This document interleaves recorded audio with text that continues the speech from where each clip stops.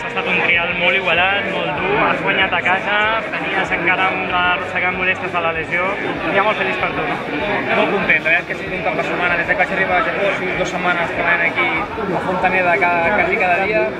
i bueno, crec que és un gran avantatge de viure aquí i de poder treballar fort. No sabia com seria la carrera, sabia que seria fàcil, perquè el nivell d'aquest any és la intenció de la federació,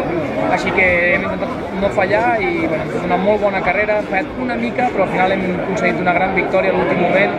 a casa,